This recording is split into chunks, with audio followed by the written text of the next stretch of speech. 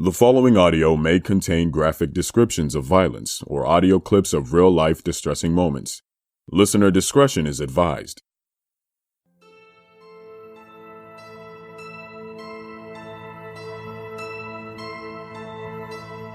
Welcome to Obscura, where we shine a light on the dark.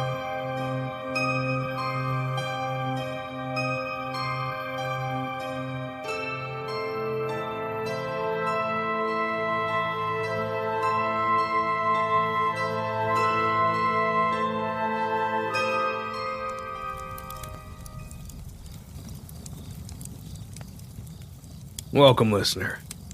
I'm glad you're here. Today, we discuss a person so disgusting, he triggered my gag response.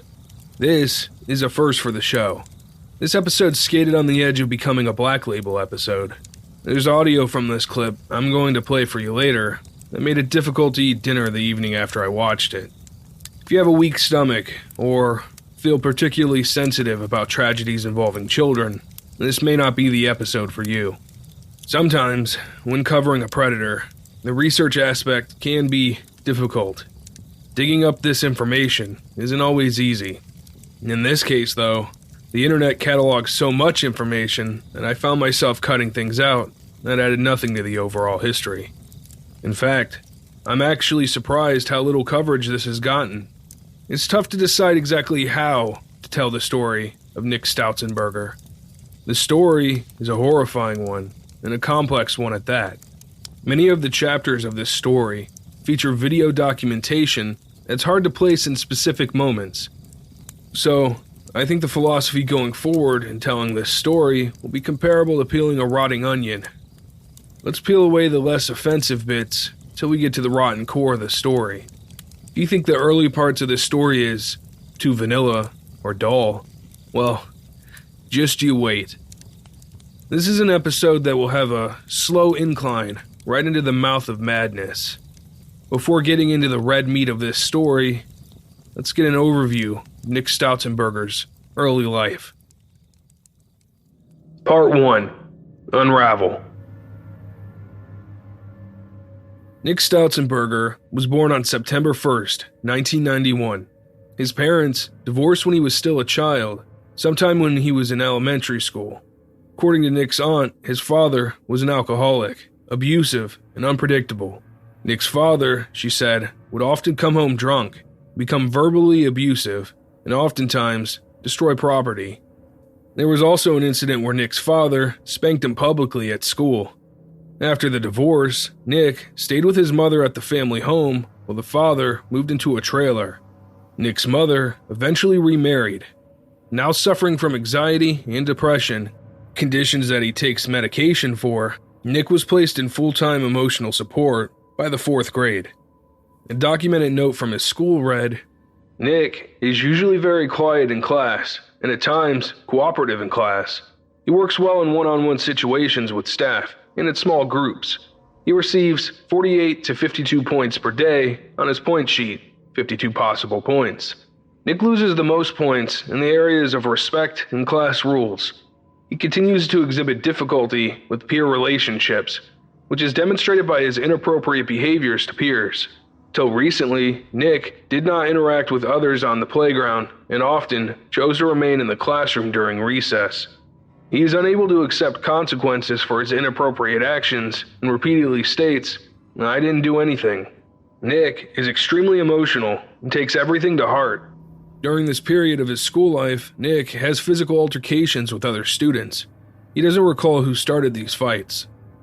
Despite his behavioral issues, Nick was noted to have superior intelligence, creative talents, visual sequencing, wide vocabulary skills, verbal reasoning skills, abstract reasoning abilities, and complete academic abilities.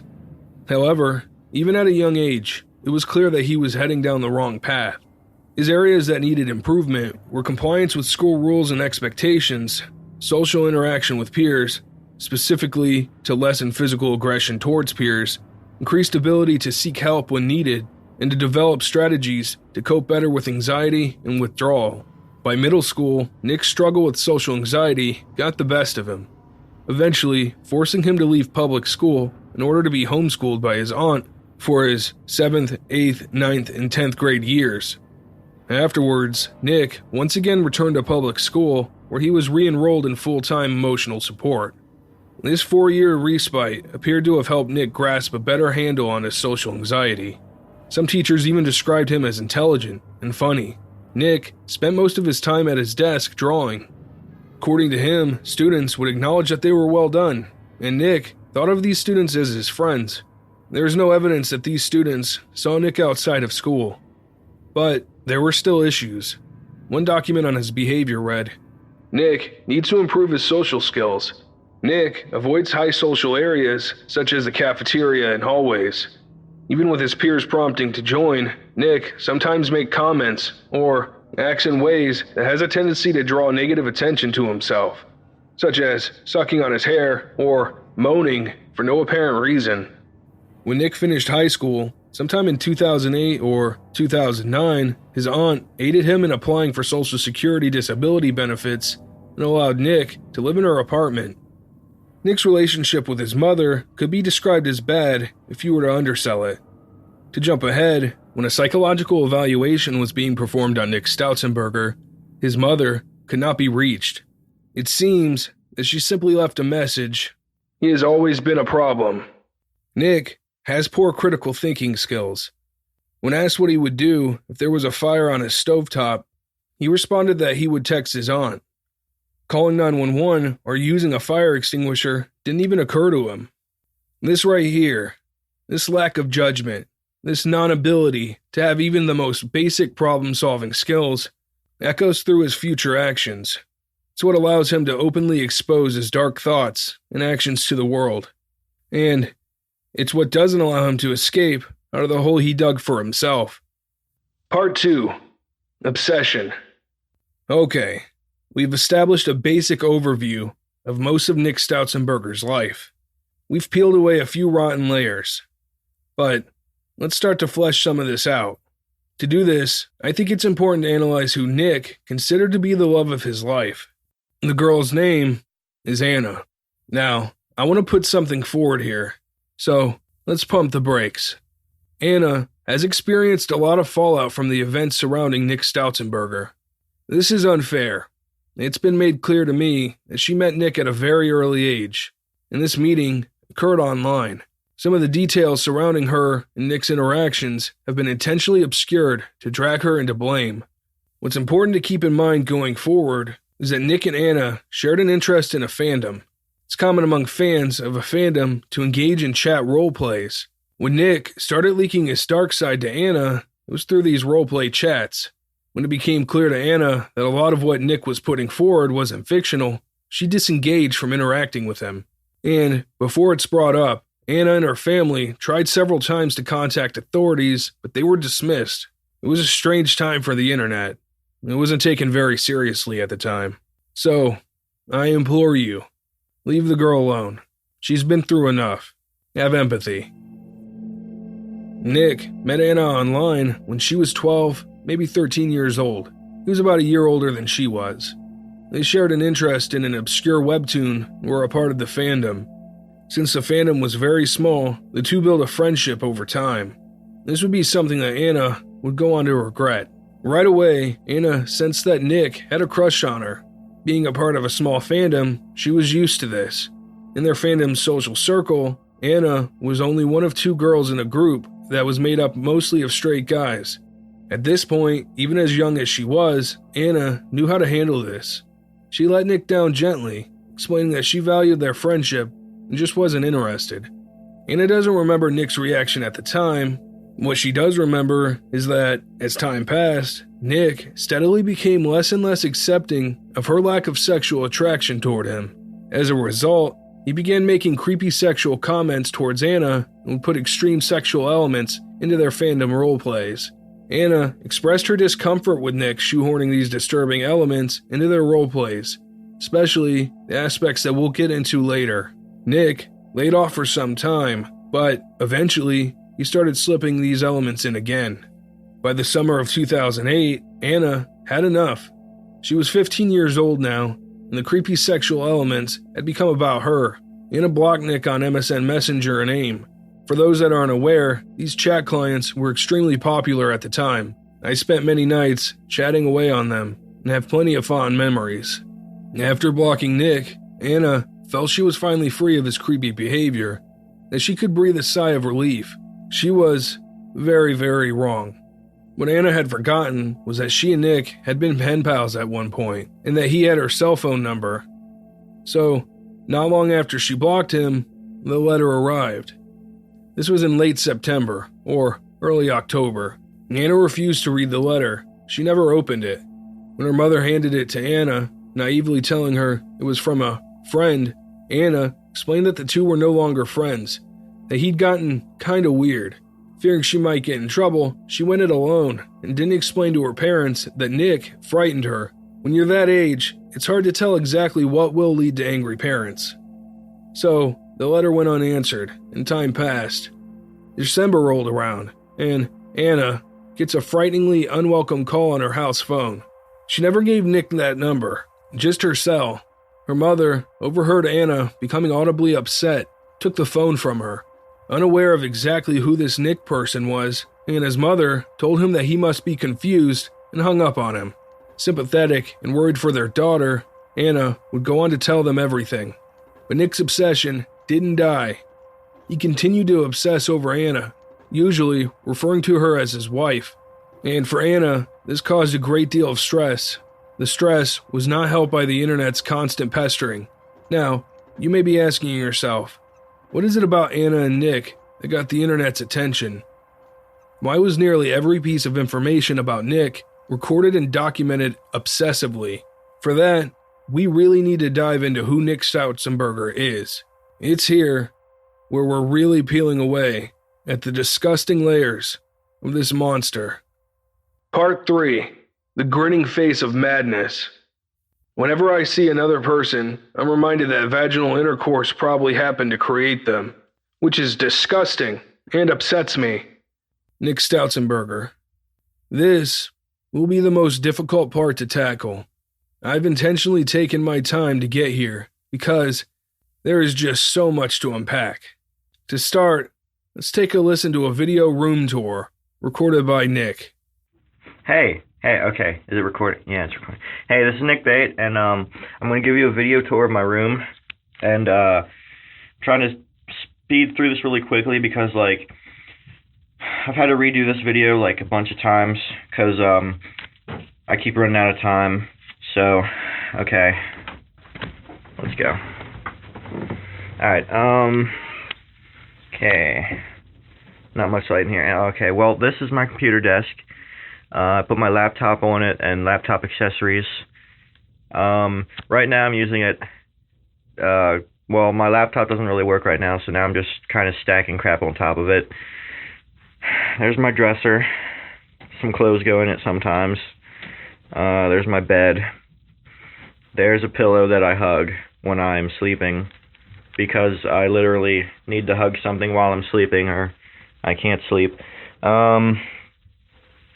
There's my nightstand where I put things that I want to have access to while I'm in bed, such as my TV remote, cell phone, iHome remote, and drinks. And here's some panties. And Nick just opened a drawer full of women's clothing. Okay, there's a TV. There's the wall of Anna. Sometimes I put other things on it. Right now I have drawings of the Coffee Crew characters. Probably can't see it because it's really not very much light in here. Here, he mentions Anna and the wall of photos and letters he has for her. There's my PS2 and PS2 accessories. I don't know. I don't really use that stand thing. There's mostly cords that go to my handheld devices, chargers and stuff. There's my cat. Nanny doesn't allow cats in the house, but I do it anyway. There's my iHome. Then around the TV and iHome area, I put things that I use on a daily basis, such as my Dixie cup, DS, DS games. There, I'm starting a collection of Mountain Dew cans, Monster cans, and McDonald's McCafe coffee cups. Captain, would you... Oh, you dick. Captain is his cat. Just wanted to note that since you can't see it. Okay. Here's my CDs. It's a thing of CDs. Mostly they might be Giants. Also, there's video games at the bottom. It's worth noting here a few things. 1, the room is dingy and filthy.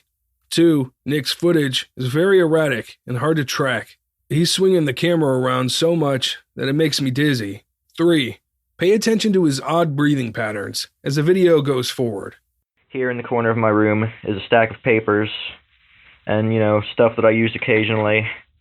But it's mostly just papers that, I write random things on and then never look at them again and then throw them in a pile. There's a keyboard that I hardly ever use. There's also a guitar that I hardly ever use. There's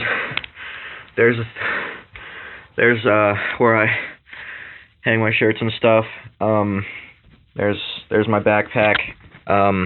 Let's take a look inside it. I bring it to Dad's and I fill it full of stuff that I want to take with me to Dad's, such as my flash drives, okay.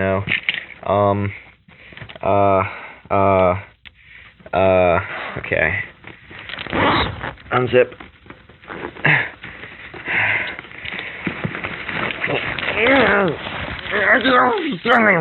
Okay, here's a binder. I have my Coffee Crew comics and stuff in it. Captain, get out here. And there's more on the other side. Also more random drawings and scribblings and stuff.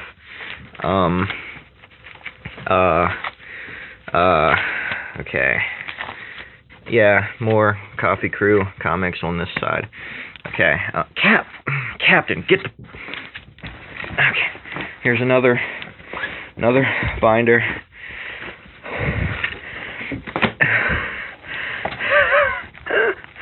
This has... Captain, get out of here! This has letters that Anna sent me in the mail and stuff. And then envelopes that they came in. Yeah. There's a Lincoln CD she sent me. Another letter over here. Yeah. Is that everything? I don't know if that's everything. Is that everything? There's a balcony door over there that leads to the balcony. There's some books that I don't read because I don't read books. There's a crate full of stuff that I never use. Down there's a box of stuff that I never use. There's a broken TV. There's a horse picture that just randomly hanging on my wall. It's always been there. I never really bothered to take it down because I don't really have anything to put up in place of it. There's a calendar with puppies on it apparently. I'd prefer kittens, but there's my CD player. Sometimes I put stuff on top of it, as you can see, that usually things that I want to use or have used recently, but don't really have another place to put them.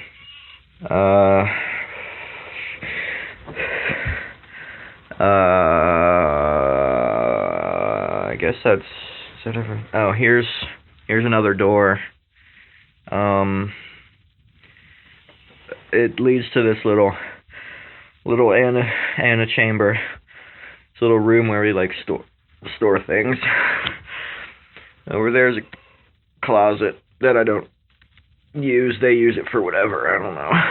There's a window, an air conditioner. Usually Captain climbs up onto the balcony and, that's Captain. Usually he climbs up onto the balcony and then, like, sleeps on my air conditioner for no real reason. I guess that's a baby picture of someone. Maybe me, I don't know. I don't really care. Ow.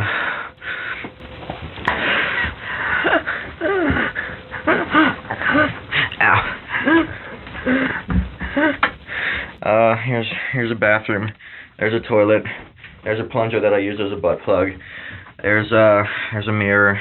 This is usually where I take pictures of myself. There's a sink.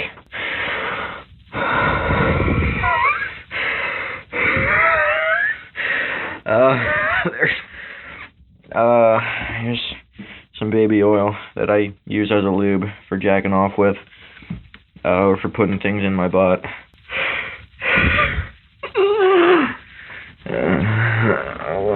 What do you want, Captain? What do you want? There. I guess that's everything. So, yeah.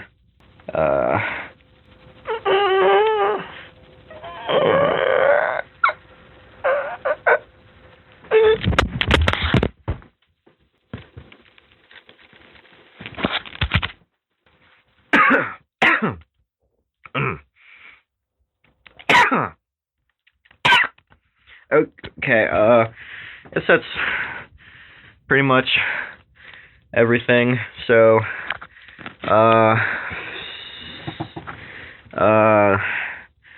yeah.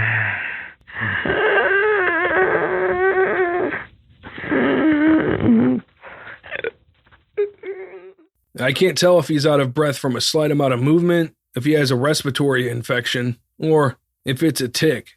In the next clip, Nick touches on two things worth mentioning. I have a few things I wanted to show you today. What to knock out first? Alright, well, okay, we'll do this first. Somebody told me, they suggested making like a video, for Anna to like try and get her to love me again. And I thought a good idea for that would be to like show off like some of the letters she wrote me, to remind her of like how much she used to love me. Like, I mean, platonically, but still, nonetheless.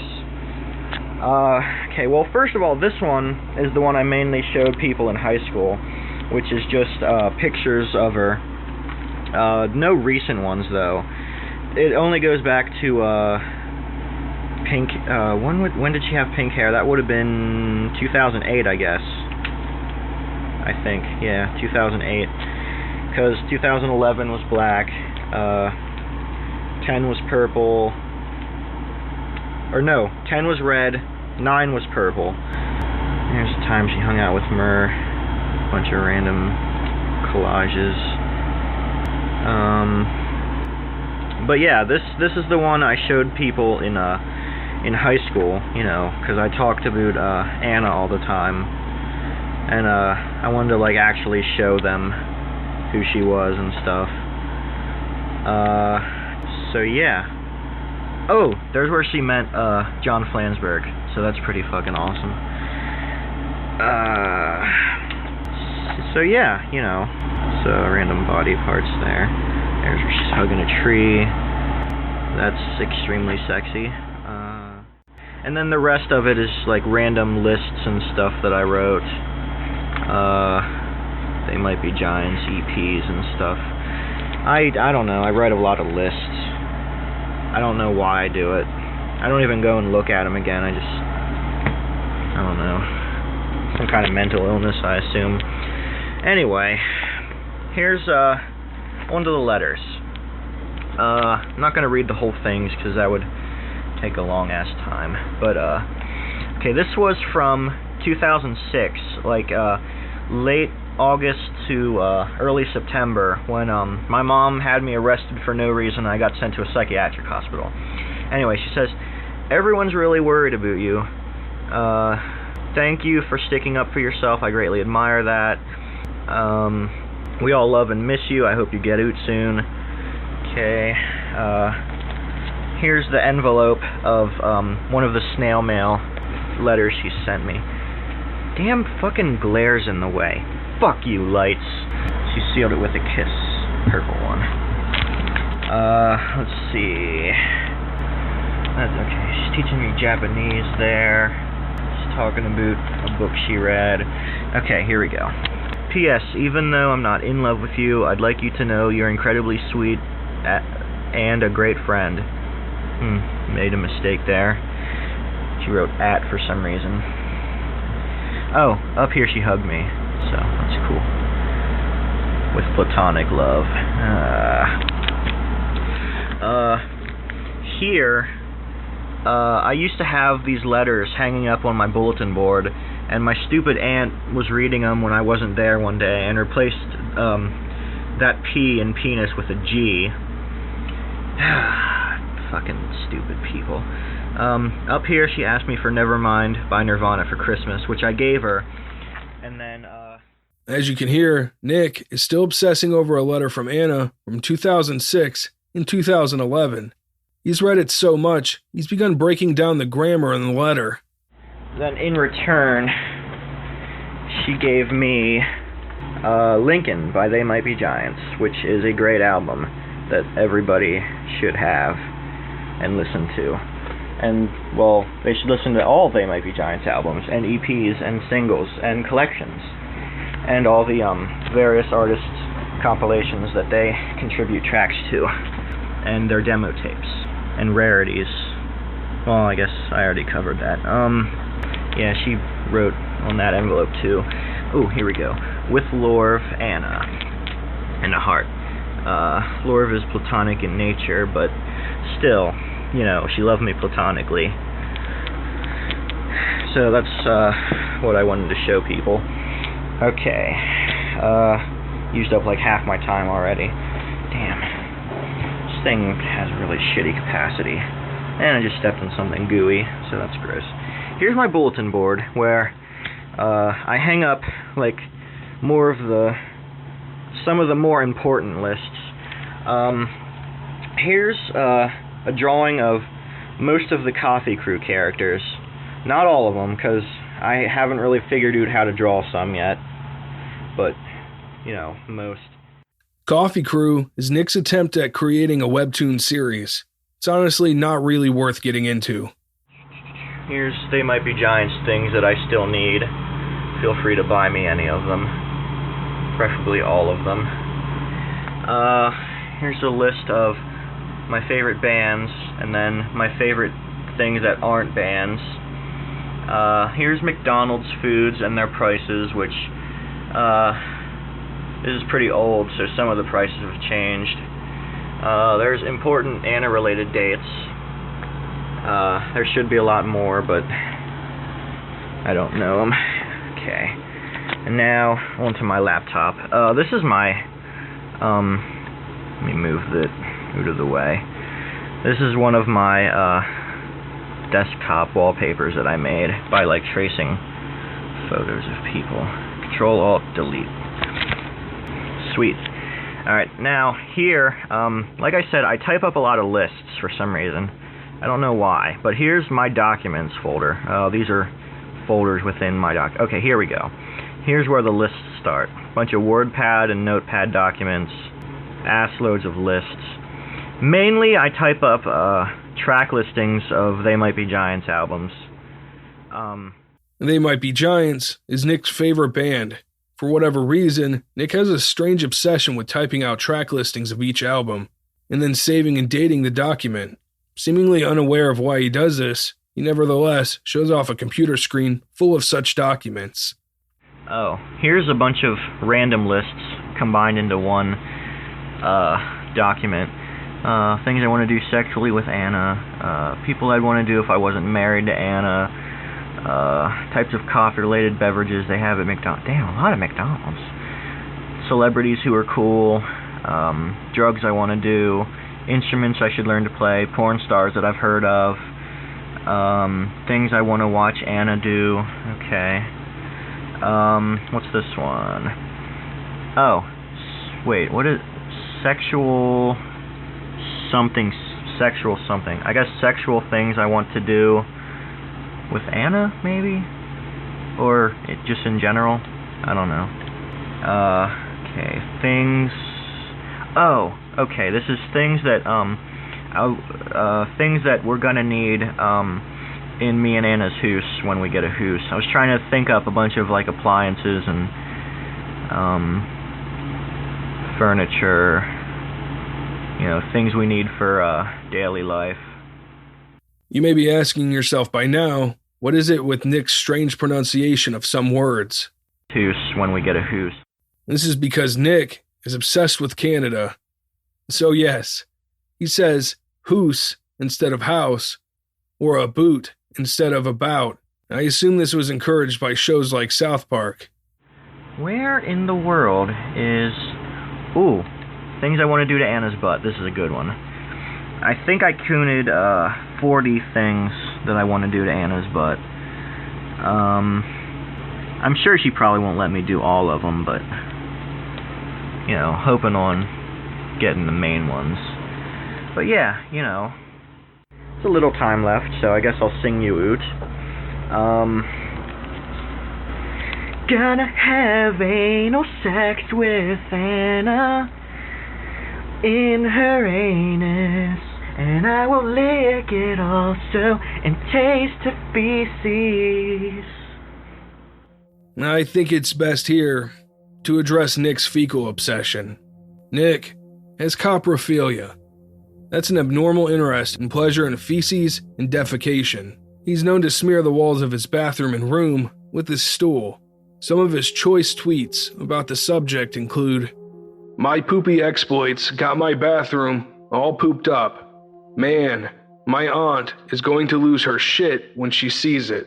No pun intended."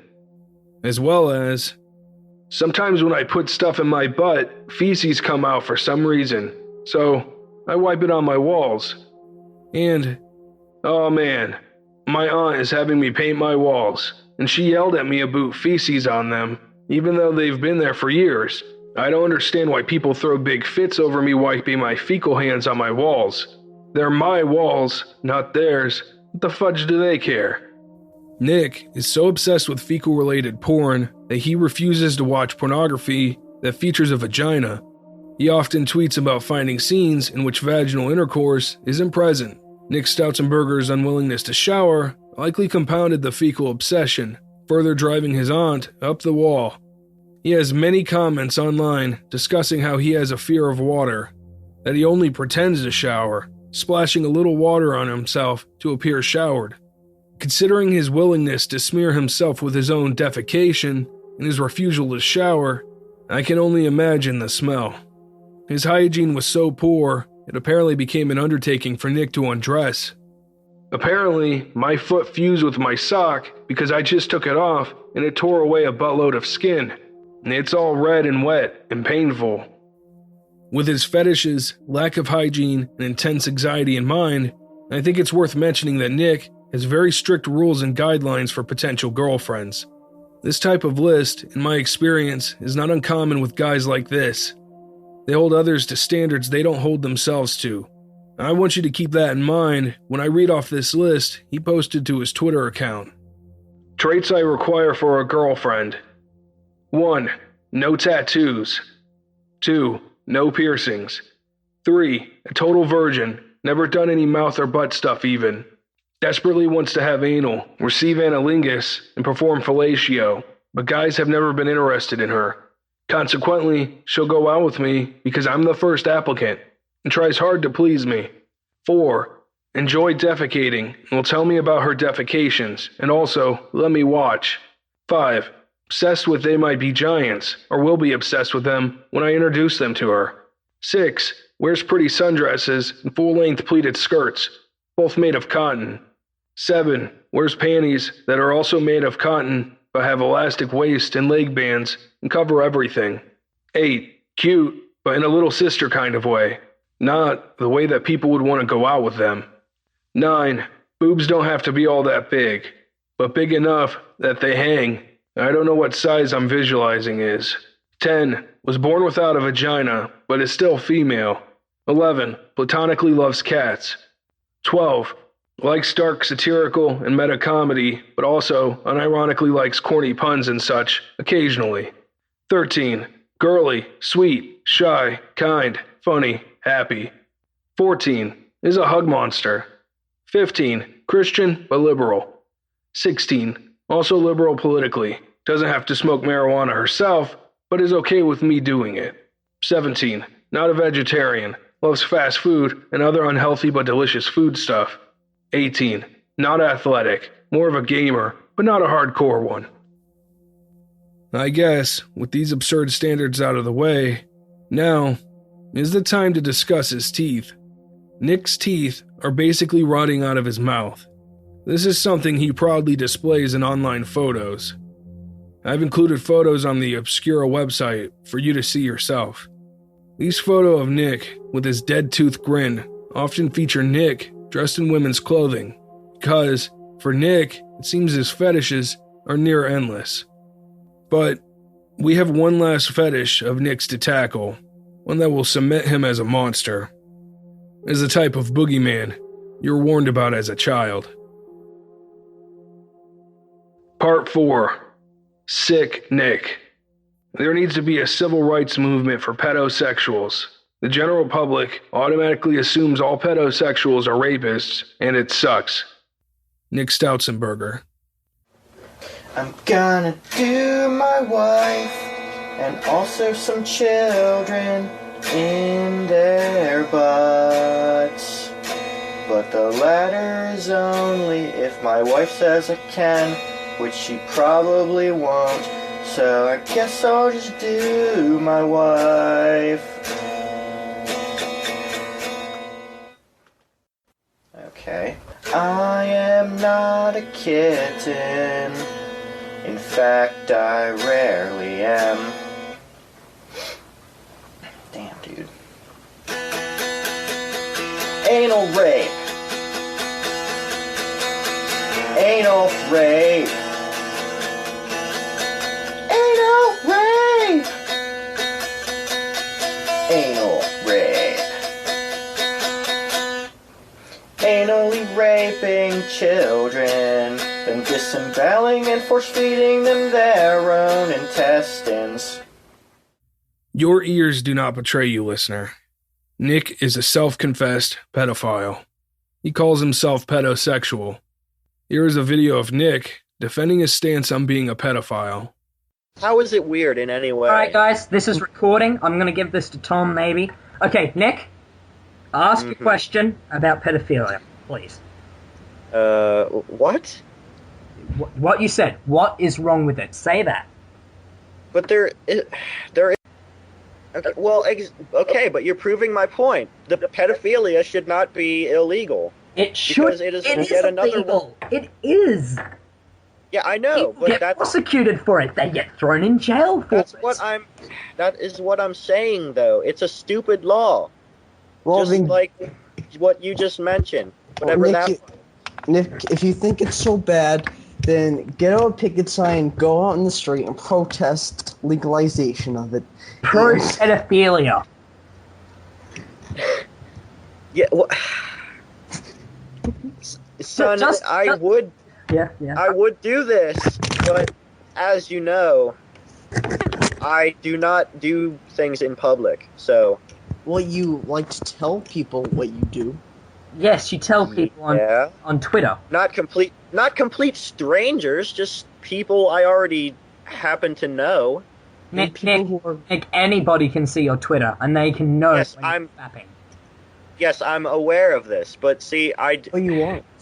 When I type the things, I'm not thinking of the random people. I'm just, it's directed towards. Well, you should. Yeah, yeah, but I realize that there are people I do not know. I just I don't really care. Well, they're going to make you care one day. They're going to use this information against you, Nick. You do realize this. How on earth could this possibly be used against me when I'm not going to have a job How do you know you're not going to want to get a job? You someday you might change your mind. And people are going to look at this and they're going to call the cops. No, son, I do not. Like I said, Nick, if you strongly believe that this is what should happen, then go out into the center of the town with a sign and see how people look at you marching around asking to have sex with kids. But watching them. Whatever your kink is, I don't know. But I'm not actually having sex with kids. I just approve of pedophilia. It's bad enough that you think it should be legal. There's a consensual incest, sure. Oh my god. Wait, okay, Nick, just say that again. Do you condone consensual incest?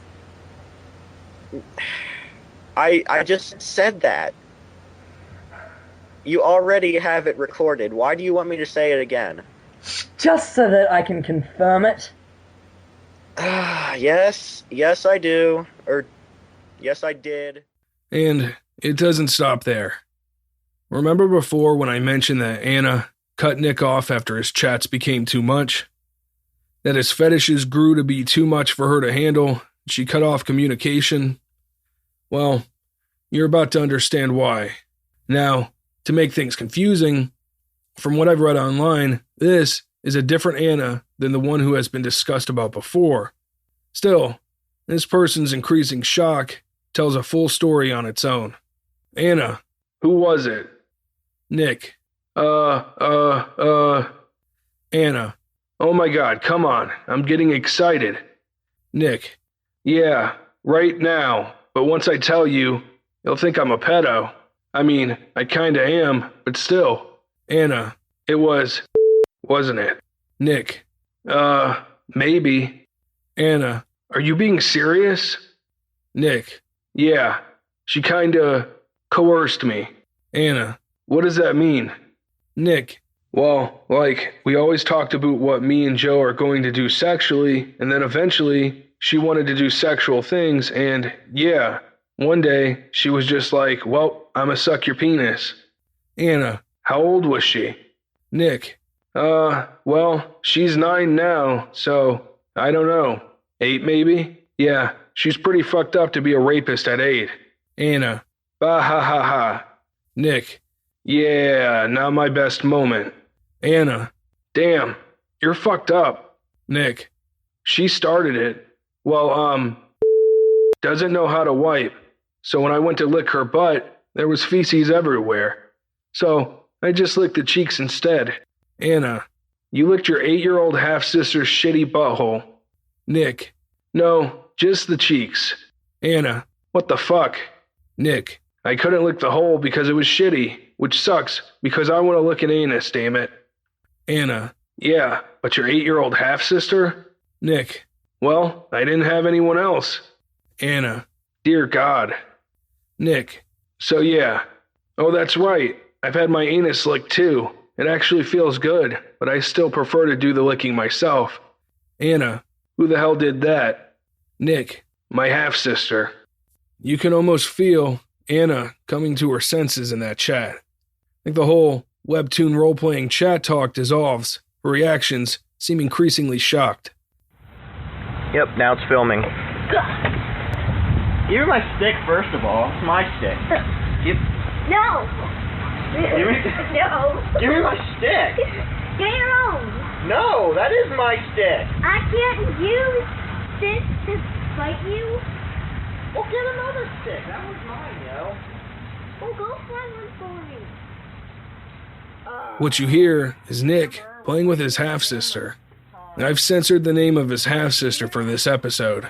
I think we can agree she's been through enough. There are several of these clips online.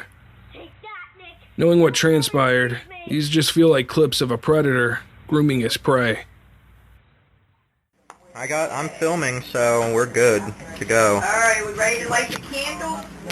Mine's plugged out. Shouldn't we turn the fan off? Yeah. Ceiling fan? Turn the switch on. We shouldn't even have a ceiling fan. They're dangerous. My battery went. When I like the last one, you gotta start singing. Alright, we'll wait.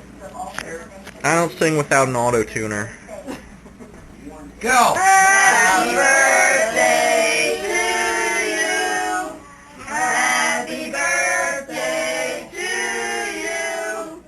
Happy birthday, dear. And you smell like 1, 2. This is Nick recording his half-sister's birthday. I think context like this is important. A lot of true crime podcasts might gloss over this, but Nick's sister is a person. She'll have to live the rest of her life knowing what he did to her. She's a victim.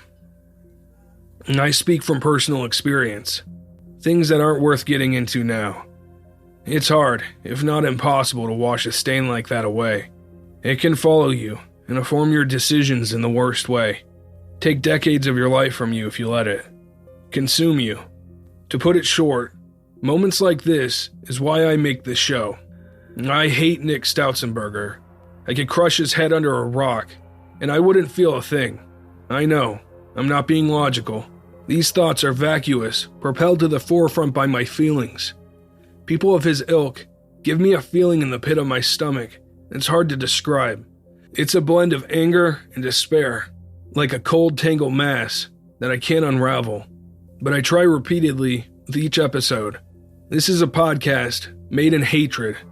In fact, in the name of hate. It is dark spit smeared across the face of the quote-unquote legacies of these predators. This isn't a podcast about climbing out of the abyss humanity has descended into, but leaning over the edge and screaming in rage. Anyway, sorry for the small tangent.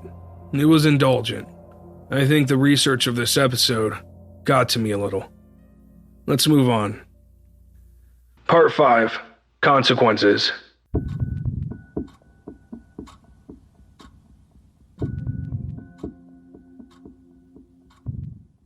Nick Stoutzenberger's clock was ticking. He wasn't ready for what was coming. As you've heard, this has all been documented, and when the internet gets obsessed with something, it doesn't let it go. To make matters worse for Nick, his half-sister came forward and told her father what occurred. Court documents show that Nick and his half-sister were playing video games in a room together. Nick then told his sister to suck his penis and lick his buttocks. After he licked her buttocks, a second incident occurred in which Nick made his half-sister suck his penis again. And a final incident occurred in which Nick forcibly kissed her.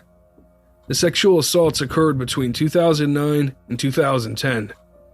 His Twitter feed became an erratic mix of the usual fecal fetish tweets, video game tweets, tweets about his ex-online girlfriends, and, finally, about his impending investigation. Why does everyone think I did it? I've never been alone with her. I can't even talk to people, so who am I gonna molest someone? I hate sexual assault, so why would I do it? My coprophilia proves I lied in a chat log. I don't receive analingus, etc. In Nick's panic, he came up with the most absurd defense I've ever heard. His defense was that it couldn't have been him because in the chat, he said he couldn't perform analingus because his half-sister's buttocks were smeared with feces. To add to his madness, he made a video to prove his defense. I'm filming this video because I've been accused of sexually assaulting my sister, and this is me trying to prove that I didn't. Part of the reason that I think they think I did it is because of this chat log that surfaced where I told my friend that I did molest my sister. And even though I've came out multiple times to say that this was a lie and that I actually didn't, nobody believes me. But one thing that I can prove was definitely a lie in the chat log is that I mentioned in it that I didn't do anal with her because she had feces in her butt. And everybody knows that I'm a coprophiliac, so this wouldn't have stopped me. If I were to molest somebody I definitely would have done anal no matter what. And I can prove that I'm a coprophiliac because here is my toilet in which I have just defecated, as you can see. And I'm going to touch the feces and masturbate with it. So, I don't know how to set up.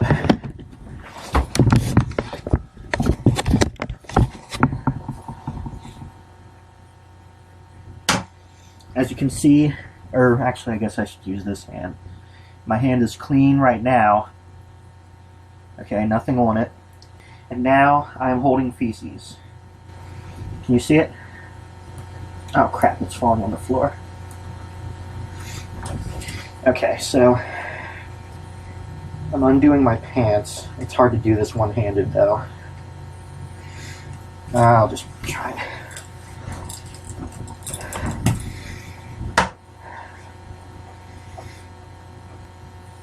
So now it's all over my penis. I don't know if you can see it.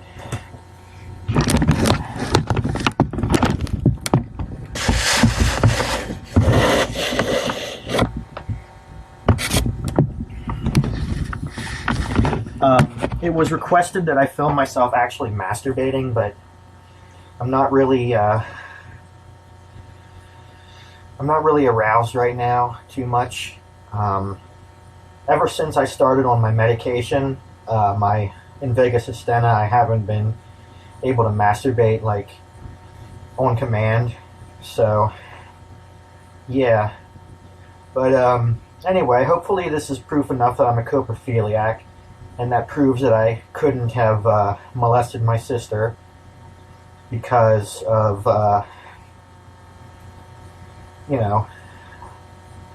feces wouldn't have stopped me from doing anal. Okay. That about wraps up my video. Thanks. In the video, Nick attempts to masturbate with a piece of fecal matter. Despite the crux of the video being to prove that he is a coprophiliac, he can't get erect, basically making the creation of the video entirely pointless. Watching this naked, unwashed man with the brownish, black, decaying teeth smear his own fecal matter on his flaccid penis is one of those moments where I found myself in need of a break from my research.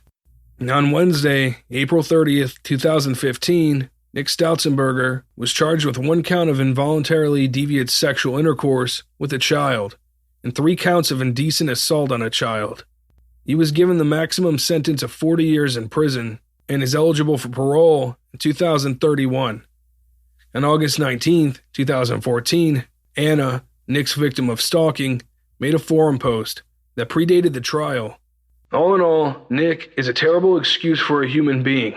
He's an abusive, manipulative, borderline sociopath with no regard for other people. He's quite likely delusional. I say quite likely because it's entirely possible he doesn't believe a word he says about fate and God and all of that. And he's disgusting on every possible level. I truly hope he gets locked up. And frankly, I won't feel entirely safe in the world unless he does. Well, Anna, it seems you got your wish. And that's this week's episode. You know, this episode has me thinking. Stoutzenberger didn't kill anyone, yet I find myself hating him just as much as I do any killer. It makes me wonder, are we really punishing these child predators enough? Does someone like Stoutzenberger really deserve a chance to get released after only 16 years? What does someone like him offer to society?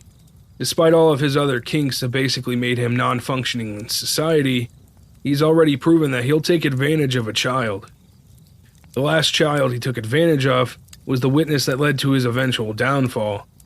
Do you really think he'd let the next one live? I find this all horrifying to think about. And, listener, you owe it to yourself to seek out the gallery of photos of this guy I have hosted on my website. Seeing is believing. And this guy, Sick Nick, as he's known in online forums, is someone who has to be seen to be believed. He cared nothing for his personal hygiene, seemed to revel in the disgust of others.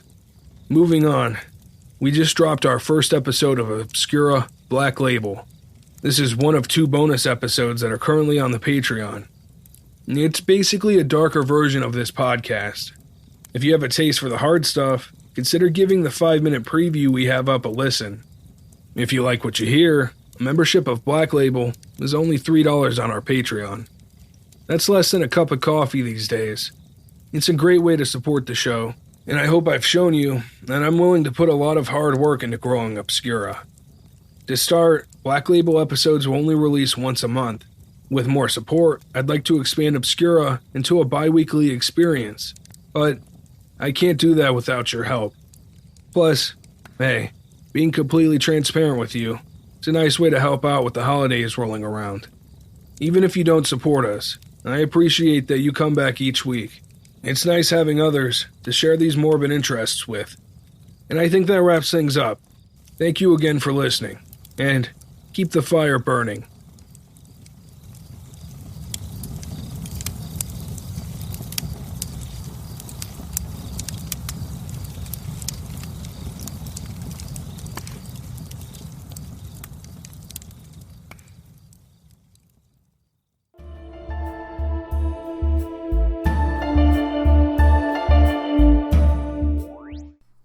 That's horrible. That's true. So strange. Usually. I can't imagine what that's like. Do you want to? That could never happen to me. It might. Lock him away. He's pure evil. Or insane. Or human. My name's Kate. I have worked as a forensic psychologist, as well as in prisons and as a crisis clinician. My job was to figure out who gets locked up and who gets a key. To find the humanity in inhumane situations. So, are you sure you really want to know? Yeah? Maybe. Because by the end of the episodes, you just might end up thinking... I felt better before I knew that. You can find me at IWB Podcast on Facebook, Twitter, sometimes Instagram, or you can email me at iwbpodcast@gmail.com.